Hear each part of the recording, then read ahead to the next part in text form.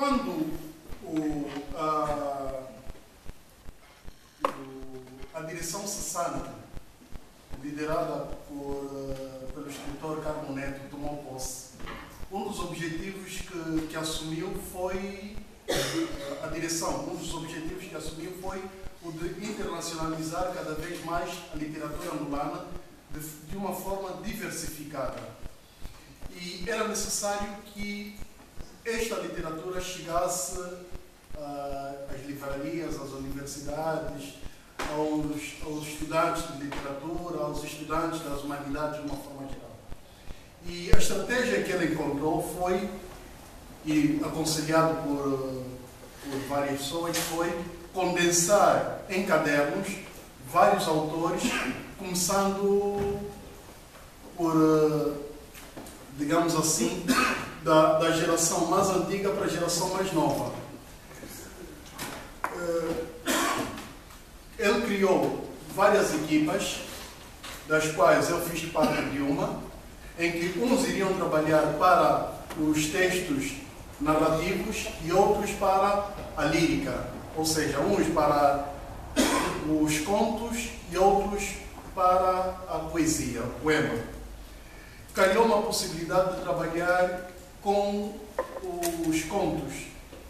Então nós criamos uma estratégia que visava necessariamente abarcar todos aqueles contistas que tinham publicado textos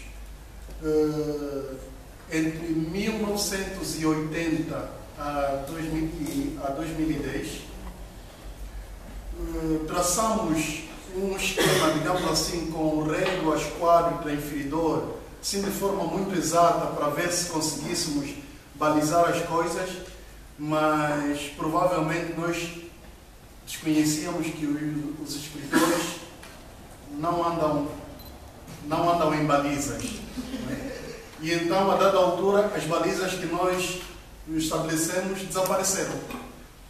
O que depois acabou por acontecer é que nós criamos uma baliza, a baliza desapareceu, nós estabelecemos determinados períodos para a entrega dos trabalhos, o período foi violado, nós estabelecemos determinados temas que os escritores deveriam apresentar, porque nós achamos que seria necessário, ou seria importante, que todo aquele leitor que pegasse o texto percebesse que está diante de um texto que fala de Angola ou dos angolanos. Os escritores também violaram isso. Nós gostaríamos que os textos fossem selecionados, que os textos fossem apresentados por escritores respeitando o gênero masculino e feminino. As femininas violaram isso, porque não apresentaram nenhum conto. Então, acabou por ser uma seleção possível, em que 14... Nós primeiro queríamos que fossem só 13 contistas, talvez também um bocadinho simbólico para pensar em discípulos, não é? Mas também isso acabamos por violar.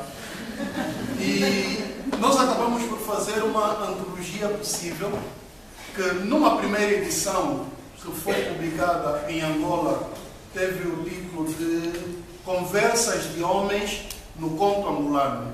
Conversas de homens exatamente porque só os contistas do sexo masculino é que haviam apresentado os textos até o momento em que nós fechamos, né? No deadline, fechamos a edição, fechamos o período de recepção de textos. E, na verdade, nós não ficamos satisfeitos com a primeira edição porque nós trabalhamos muito... Bom, primeiro estava a perceber que quem estava a trabalhar comigo era o meu chefe. E o meu chefe deu-me períodos que eu deveria respeitar. E o meu chefe é polícia. Então, para mim foi um bocadinho complicado ter que trabalhar nesses parâmetros.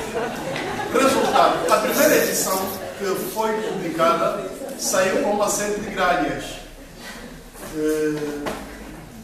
Uma das vezes até que tive que me penitenciar perante o professor Pires Laranjeira, que com a sua lupa e o seu olho clínico estava sentado. Nós víamos Luanda para Lisboa e ele sentado ao meu lado a fazer as correções no livro. E eu ali ao lado a olhar, mas penitenciando, porque eu estava consciente que tinha muitas gralhas o texto. Numa segunda edição, já melhorada, nós achamos que devíamos adequar o título da antologia ao contexto português, porque conversas de homens no conto angolano provavelmente em Angola se enquadraria, mas aqui provavelmente iria parecer um bocadinho discriminatório, independentemente de a introdução explicar os motivos que levaram a dar aquele título. Bom, então nós temos essa antologia curta, em 14 contistas. Tem algumas diferenças em relação à primeira edição, porque, por exemplo, nós temos aqui 2 autores, no caso concreto o Água Lusa e o Onjak, que por questões editoriais não poderiam publicar aqui. Então tivemos que rebuscar alguns textos que eles já tinham escrito, que estavam fora daquela baliza do editor K, para representar essa antologia. Então, a primeira antologia tem algumas diferenças muito particulares em relação à primeira edição da antologia, tem algumas diferenças em relação à segunda edição, que depois teve uma outra edição em Cuba, em espanhol, e outra em Braille. É a tal política de internacionalizar cada vez mais a literatura angolana. Esta é da Balada dos Homens que Sonham. Depois temos aqui os 2 livros, para fazer assim de forma corrida para respeitar o tempo, não é? Porque eu não tenho o mesmo estatuto que tem, por exemplo, o Landino para afilar as balizas. Depois temos aqui as 2 obras, Nambuangongo e Rebe. Nambuangongo é um livro que conta, assim de forma resumida, bom, os livros são, digamos assim, uma espécie de autoestrada, não é? Que tem um ponto de partida e um ponto de chegada. Embora não seja essa a intenção do autor, mas pela leitura assim atrevida que eu fiz, acaba por ser isso. Porque nós aqui temos uma espécie de início da luta de libertação nacional, Nambuangongo, que foi um território muito, historicamente muito complicado para a resistência de um lado e para o exército português de outro lado. E temos também alguns aspectos ligados ao próprio conflito interno do próprio MPLA, os conflitos ideológicos, porque depois da conquista da independência, o MPLA teve que fazer uma espécie de introspecção e foi tendo aqueles conflitos internos que atingiram, por exemplo, o famosíssimo 27 de maio de 1977. Isso em Nambuangongo. E depois vamos ter Ebo, que conta já uma fase posterior à proclamação da independência, que vai chegar, por exemplo, ao período da Guerra Civil em Angola e ao período do 4 de abril, que é o período da conquista da paz efetiva, o período de reencontro das famílias, porque, como devem perceber, a Guerra Civil deslocou muitas populações, muitos povos, e também desestruturou famílias. E aqui também ele fala do reencontro dessas famílias, do reencontro do pai que perdeu o filho, do reencontro da mãe que perdeu a filha, do reencontro. Uma história curiosa, por exemplo, de um filho que se separou dos pais, depois foi adotado por um jornalista, por exemplo, acho que é suíço, e depois havia necessidade de se fazer uma conciliação porque os pais apareceram, mas o filho já tinha sido oficialmente adotado. Como é que se faz esse arranjo para depois? Quer dizer, há aqui umas histórias românticas, algumas histórias que ajudam a perceber um bocadinho o lado contrário da guerra, né? Da luta das armas.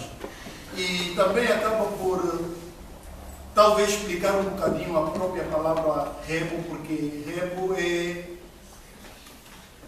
uma espécie de gravidez utópica, não é? Uma gravidez que se prolonga para ali. Deixa só fazer aqui uma confidência um bocadinho ligada ao livro, não é? Por que surge rebo? Rebo é uma viúva que, bom, isso é redundante, não é uma viúva que o marido morre. Mas ela depois aparece, depois de algum tempo, aparece grávida. E foi, bom, uma expressão também muito angolanizada, né? E foi engravidada por um pastor. Mas ela não podia assumir. Primeiro, o pastor não podia assumir a relação, porque tinha uma outra relação. O pastor da igreja tinha uma outra relação. E ela também não poderia aparecer grávida, não podia dizer taxativamente que estava grávida, porque o marido tinha morrido.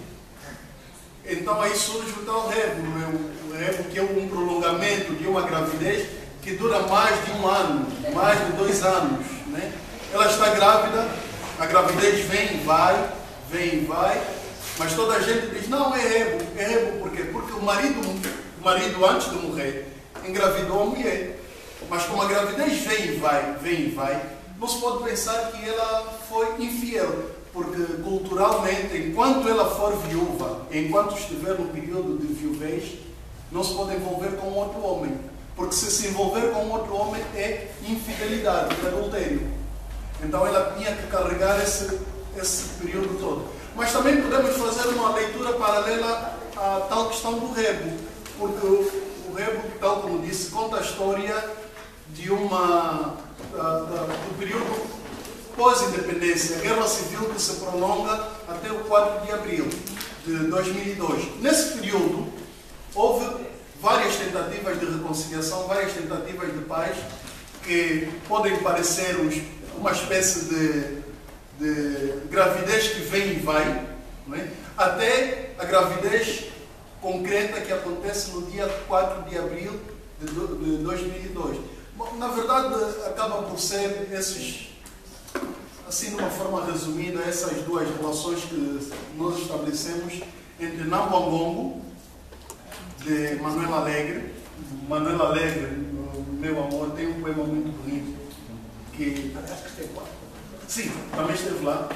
E dissemos até muitas vezes que o poema de Manuel Alegre é Nambangongo, meu amor. Mas, na verdade, parece ser Nambangongo, Manuel Alegre. M-A. Manuel Alegre, meu amor. Pois, essa relação. E depois tem o rebo, que é da tradição a algumas inquietações que surgem ao longo de todo o processo histórico da luta de libertação nacional pós-independência e da própria luta de conquista da independência, não, do fim da guerra civil que havia no país. De uma forma geral, era isso que eu me propunha apresentar e muito obrigado por me terem ouvido.